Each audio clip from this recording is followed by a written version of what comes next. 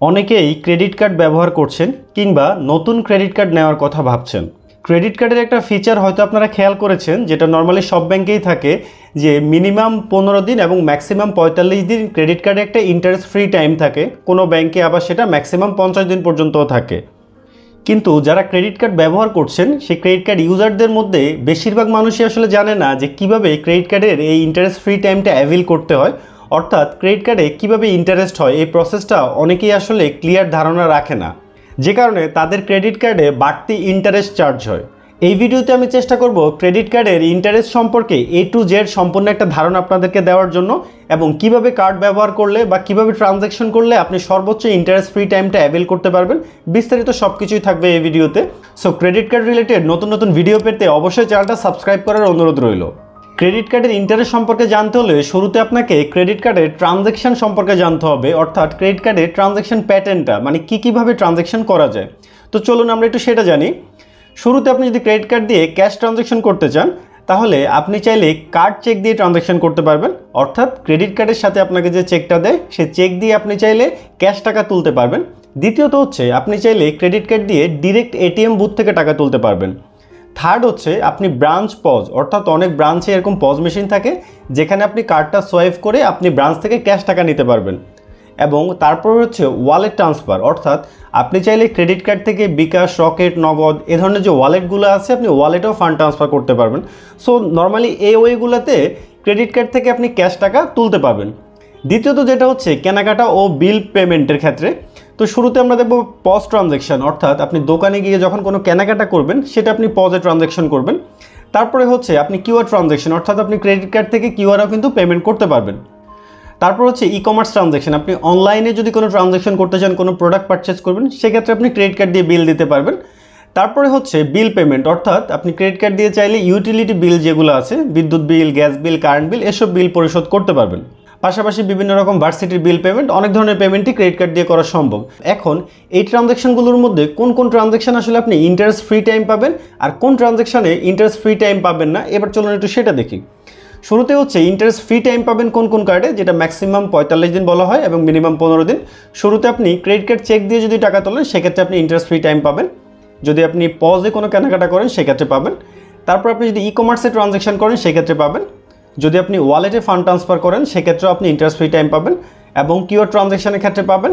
দেন হচ্ছে বিল পেমেন্টের ক্ষেত্রে। সো ক্রেডিট কার্ড দিয়ে এই ট্রানজ্যাকশনগুলোর জন্য আপনি ইন্টারেস্ট ফ্রি টাইম যেটা বলা হয় মিনিমাম 15 দিন এবং ম্যাক্সিমাম 45 দিন এই সময়টা অ্যাভেল করতে পারবেন।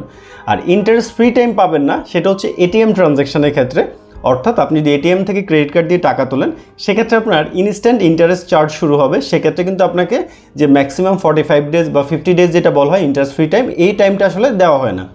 সেকেন্ড হচ্ছে ব্রাঞ্চ পজ, অর্থাৎ ব্রাঞ্চ পজ থেকেও আপনি যদি ক্যাশ তোলেন বা ব্রাঞ্চ থেকে ক্যাশ নেন সেক্ষেত্রে আপনি ইন্টারেস্ট ফ্রি টাইম পাবেন না। তাহলে আমরা এটা বুঝলাম যে ক্রেডিট কার্ডে কোন ধরনের ট্রানজ্যাকশনগুলোতে আপনি ইন্টারেস্ট ফ্রি টাইম পাবেন আর কোনগুলোতে ইন্টারেস্ট ফ্রি টাইম পাবেন না। এবার চলুন আমরা বুঝতে চেষ্টা করি যে এই ইন্টারেস্ট ফ্রি টাইম, যে ম্যাক্সিমাম যে টাইমটা বলা হয় 45 দিন, এই টাইমটা আপনি কীভাবে অ্যাভেল করবেন। ক্রেডিট কার্ডের ইন্টারেস্ট ক্যালকুলেশনটা যেহেতু একটু জটিল বিষয়, তাই আমি চেষ্টা করছি আপনাদেরকে একটু সহজভাবে বোঝানোর জন্য। তার জন্য একটা এক্সাম্পল আমি দিচ্ছি। ধরেন আপনার বাসার নিচে একটা মুদি দোকান আছে, দোকানদার আপনার খুবই পরিচিত। তো তার সাথে আপনার কন্ট্যাক্ট হলো যে প্রতি মাসে আপনি তার দোকান থেকে বাকিতে পণ্য নেবেন এবং মাসের একটা নির্দিষ্ট সময় পর আপনি তাকে টাকা পরিশোধ করে দেবেন। সো দোকানদার রাজি হলো, কিন্তু আপনাকে সে কিছু শর্ত দিল। শর্তগুলো কি কি? প্রথম শর্ত হচ্ছে প্রতি মাসে আপনি সর্বোচ্চ 20,000 টাকার পণ্য বাকি নিতে পারবেন। দ্বিতীয় শর্ত হচ্ছে প্রতি মাসের 1 তারিখে দোকানদার আপনাকে বিল পাঠাবে, অর্থাৎ পুরো মাসে আপনি যে বাজার বাকিতে নেবেন সেটার বিল প্রতি মাসের 1 তারিখে দোকানদার আপনাকে পাঠাবে। তৃতীয়ত হচ্ছে বিল পাওয়ার 15 দিনের মধ্যে আপনাকে সব টাকা পরিশোধ করতে হবে, অর্থাৎ দোকানদার আপনাকে 1 তারিখে বিল পাঠাবে, বিল পাঠানোর পরবর্তী 15 দিনের মধ্যে আপনাকে পুরো টাকাটা পরিশোধ করতে হবে। যদি আপনি সব টাকা পরিশোধ করতে না পারেন, যে টাকাটা বাকি থাকবে তার উপরে দোকানদার ইন্টারেস্ট চার্জ করবে। 5 নম্বর হচ্ছে নির্দিষ্ট সময়ের মধ্যে আপনি যদি কোনো টাকা পরিশোধ না করেন তাহলে দোকানদার আপনার কাছ থেকে 500 টাকা জরিমানা নেবে। অর্থাৎ আপনি ধরেন 10,000 টাকা বাজার করলেন, কিন্তু এই যে আপনাকে বিল পাঠানোর পরে 15 দিনের মধ্যে আপনি কোনো টাকা দেননি দোকানদারকে, তাহলে সে যে 10,000 টাকা পাবে তার সাথে আরও 500 টাকা সে যোগ করবে। সর্বশেষ হচ্ছে যদি দোকান থেকে আপনি কখনো ক্যাশ টাকা নেন, অর্থাৎ কোনো পণ্য না নিয়ে আপনি নগদ টাকা ধার নেন, সেক্ষেত্রে দোকানদার তার উপরে প্রতিদিন একটা ইন্টারেস্ট চার্জ করবে। সো আমি ধরে নিলাম সেটা প্রতিদিন 2 টাকা করে চার্জ করবে। ধরুন আপনি যদি 1000 টাকা নেন, প্রতিদিন দোকানদার সেটার উপর 2 টাকা করে চার্জ করবে। এবার ধরলাম আপনি সেপ্টেম্বর মাসে সেই দোকানদার থেকে আপনি বাকি নিলেন, 1 তারিখে নিলেন 5000 টাকার পণ্য, 6 তারিখে নিলেন 3500 টাকার, 16 তারিখে নিলেন 2000 টাকার, 21 তারিখে আপনি 1000 টাকা নগদ ধার নিলেন এবং 30 তারিখে নিলেন আপনি 1500 টাকা। সো অক্টোবর মাসের 1 তারিখে দোকানদার আপনাকে বিল পাঠালো, টোটাল বিল হচ্ছে 13,020 টাকা এবং আপনাকে পরিশোধের তারিখ দিয়েছে অক্টোবর মাসের 15 তারিখ। এখানে আমি একটু ভুল লিখেছি, এটা 16 তারিখ হবে। সো একটা বিষয় আপনি এখানে খেয়াল করেছেন যে টোটাল যে ট্রানজ্যাকশনগুলো করেছে বা আমি যে বাকিতে পণ্য নিয়েছি টোটালটা যদি যোগ করেন তাহলে অ্যামাউন্টটা হয় 13,000 টাকা। তাহলে 20 টাকা বাড়তি কেন?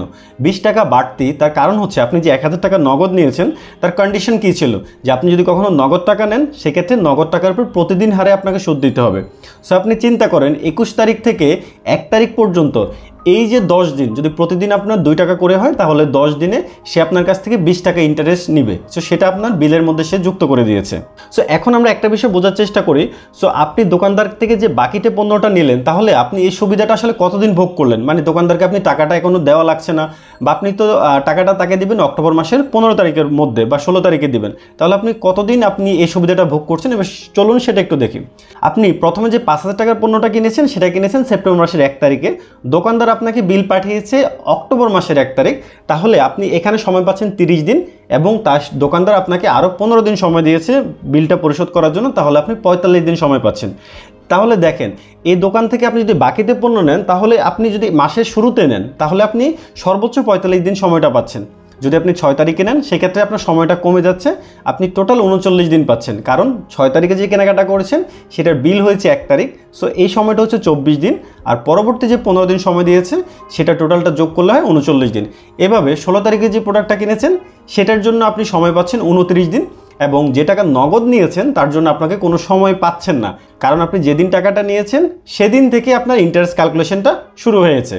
আর 30 তারিখে যে পণ্যটা নিয়েছেন তার 1 তারিখে সেটা বিল হয়েছে, তাহলে আপনি কোনো বাড়তি দিন পাননি, শুধুমাত্র যে 15 দিন দোকানদার আপনাকে বিল পরিশোধের সময় দিয়েছে সে 15 দিন আপনি পেয়েছেন। সো আমি আপনার বাসার নিচে মুদির দোকান দিয়ে বোঝানোর চেষ্টা করেছি, কারণ ক্রেডিট কার্ডের বিষয়টা একটু জটিল, তো সো আমি আপনাদেরকে বাসার নিচে একটা দোকান দিয়ে ইজিলি বোঝানোর চেষ্টা করেছি যেহেতু আপনারা বুঝতে পারেন। সো এবার চলুন আমরা জিনিসগুলো রিপ্লেস করি।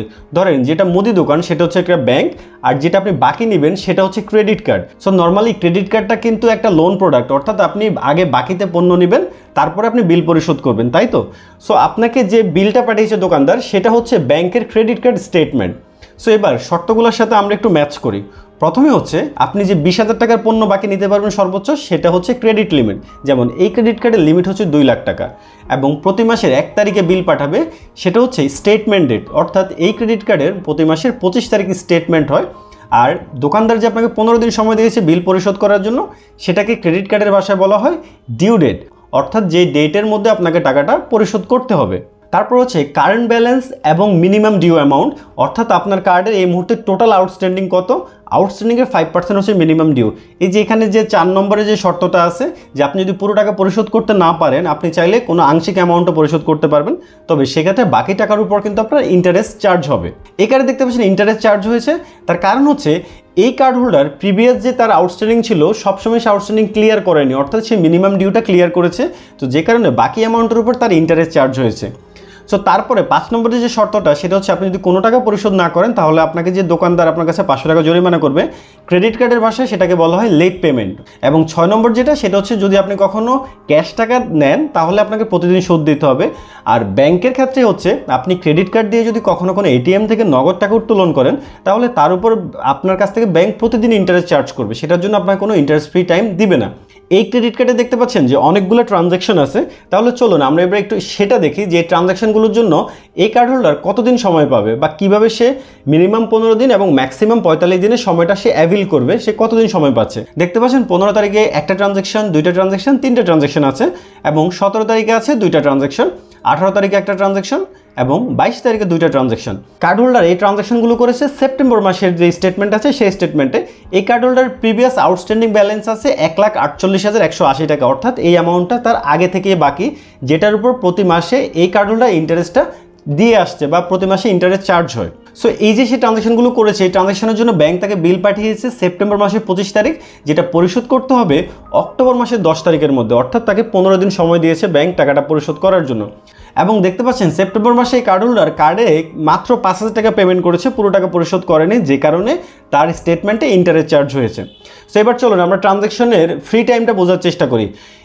15 তারিখে যে ট্রানজ্যাকশনগুলো করা হয়েছে তার জন্য তাকে বিল পাঠিয়েছে ব্যাংক 25 তারিখ, তাহলে এখানে সে সময় পাচ্ছে 10 দিন এবং ব্যাংক তাকে আরও 15 দিন সময় দিচ্ছে। তার মানে সে 15 তারিখে যে ট্রানজ্যাকশনগুলো করেছে তার জন্য সে সময় পাচ্ছে 25 দিন।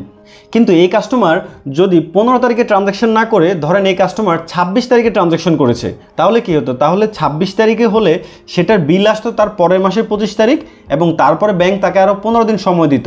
তাহলে সেক্ষেত্রে সে ম্যাক্সিমাম 45 দিন সময়টা পেত। কিন্তু এই ট্রানজ্যাকশনের ক্ষেত্রে দেখতে পাচ্ছেন কাস্টমার কিন্তু 45 দিন সময় পাচ্ছে না, মাত্র সময় পাচ্ছে সর্বোচ্চ 25 দিন। সো অনেকে এটা ভুল ধারণা আছে বা অনেকে না জেনে কার্ড ব্যবহার করেন যে কার্ড দিয়ে আমি যখনই ট্রানজ্যাকশন করি আমি মনে হয় সর্বোচ্চ 45 দিন টাইম পাবো।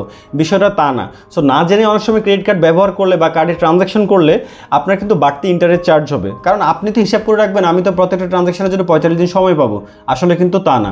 এবার 17 তারিখে যে ট্রানজ্যাকশনগুলো করেছে তার জন্য সময় পাবে 23 দিন, কারণ হচ্ছে তার যে স্টেটমেন্ট ডেটের সময়টা সে পাচ্ছে 8 দিন এবং ব্যাংকের সময় 15 দিন। সো টোটাল হচ্ছে 23 দিন। 18 তারিখে যেটা করবে তার জন্য সময় পাবে 22 দিন, আর 22 তারিখে যেটা করেছে ট্রানজ্যাকশন তার জন্য সময় পাবে 18 দিন। এবার আপনারা বুঝতে পেরেছেন যে আপনি যদি স্টেটমেন্ট ডেটের পরের দিন কোনো ট্রানজ্যাকশন করেন তাহলে সেই ট্রানজ্যাকশনের জন্য আপনি সর্বোচ্চ 45 দিন সময় পাবেন। তারপরে আপনি যদি তার একদিন পরে করেন তাহলে সেই সময়টা কমে হয়ে যাবে 44 দিন। এভাবে আপনার সময়টা আস্তে আস্তে কমতে থাকবে। সেপ্টেম্বর মাসে এই কার্ড হোল্ডার টোটাল ট্রানজ্যাকশন করেছে 52,624 টাকা 55 পয়সা। এই টাকাটা তাকে পরিশোধ করতে হবে অক্টোবর মাসের 10 তারিখের মধ্যে। এখানে কিন্তু আপনি দেখতে পাচ্ছেন কারেন্ট ব্যালেন্সের জায়গায় টোটাল অ্যামাউন্টটা কিন্তু ব্যাংক তাকে যোগ করে দিয়েছে, অর্থাৎ তার আগের যে আউটস্ট্যান্ডিং এবং নতুন যে ট্রানজ্যাকশনগুলো করেছে সেগুলো। এখন আপনার মাথায় একটা প্রশ্ন আসতে পারে যে এই কার্ড হোল্ডার যদি এই 10 তারিখের মধ্যে 52,624 টাকা 55 পয়সা পুরোটা পরিশোধ করে দেয় তাহলে কি তার কার্ডে কোনো ইন্টারেস্ট হবে কি না? আমি আপনাদেরকে উত্তর দিব হ্যাঁ হবে। কেন? তার কারণ হচ্ছে এই কার্ডে যেহেতু আগে থেকে আউটস্ট্যান্ডিং আছে 1,48,180 টাকা এবং এই মাসে নতুন যোগ হয়েছে 52,624 টাকা। সো টোটাল কারেন্ট অ্যামাউন্টটা দেখতে পাচ্ছেন 1,98,287 টাকা 74 পয়সা। সুতরাং কার্ড হোল্ডার যদি 10 তারিখের মধ্যে এই কারেন্ট ব্যালেন্সের পুরো অ্যামাউন্টটা পরিশোধ করে দেয় তাহলে তার আর কোনো বাড়তি ইন্টারেস্ট হবে না। সে যদি মিনিমাম অ্যামাউন্টটা পেমেন্ট করে 5,949 টাকা 10 তারিখের মধ্যে, তাহলে তার যে বাকি অ্যামাউন্টটা থাকবে তার উপরে 10 তারিখের পর থেকে কিন্তু ব্যাংক ইন্টারেস্ট চার্জ করবে। অর্থাৎ আপনি যে ফ্রি টাইমটা পাচ্ছেন বা যে ফ্রি টাইমটা ব্যাংক দিচ্ছে 10 তারিখের পর থেকে কিন্তু সে ফ্রি টাইমটা শেষ হয়ে যাবে। তখন এই ট্রানজ্যাকশনগুলোর উপরে কিন্তু আপনি প্রতি মাসে মাসে আপনার কাছ থেকে ব্যাংক ইন্টারেস্ট চার্জ করবে যতদিন না আপনি ক্রেডিট কার্ডে ফুল আউটস্ট্যান্ডিং ক্লিয়ার করেন। সো এখন আমি আপনাদেরকে বোঝানোর চেষ্টা করবো যে ক্রেডিট কার্ডের পেমেন্টটা কীভাবে অফসেট হয়। তার কারণ অনেকে মনে করবে যে ভাই আমি তো ট্রানজ্যাকশন করেছি 52,000 টাকার, আমি পুরোটাই মাসে পরিশোধ করে দিলাম, আমার আগের ডিউ আছে তাতে কী হয়েছে? সো আমি যদি 52,000 টাকা পরিশোধ করে দিই আমার কি এই যে আমি লেটেস্ট ট্রানজ্যাকশনগুলো করেছি আমার কি এই আউটস্ট্যান্ডিংটা ক্লিয়ার হবে না? হবে না। তার কারণ হচ্ছে ক্রেডিট কার্ডের পেমেন্ট অফসেটটা আপনাকে ডিটেইলে যদি বুঝতে পারেন তাহলে আপনি বুঝবেন যে আসলে কেন হবে না। তো চলুন এবার সেটা দেখি। ধরেন এই কার্ড হোল্ডারে টোটাল ডিউ আছে 1,98,287 টাকা 68 পয়সা। সো ক্রেডিট কার্ডের যে ব্যাংকে যে ব্যাকএন্ডে সফটওয়্যার আছে সফটওয়্যারে কিছু বাকেট থাকে, যেমন পেমেন্টের জন্য একটা বাকেট, লেট ফি, অ্যানুয়াল ফি বা ব্যাংকে যে ফিজ অ্যান্ড চার্জ তার জন্য একটা বাকেট থাকে, রিটেইল ট্রানজ্যাকশন অর্থাৎ ক্যাশের জন্য একটা বাকেট আছে এবং পজ ইকম, কিউআর বা কার্ড চেক এটার জন্য একটা বাকেট আছে। এবং বাকেটের মধ্যে কোন কোন ট্রানজ্যাকশনের উপরে ইন্টারেস্ট হবে এবং কোন ট্রানজ্যাকশনের উপরে ইন্টারেস্ট হবে না সেটা আলাদা আলাদা ভাগ করা আছে।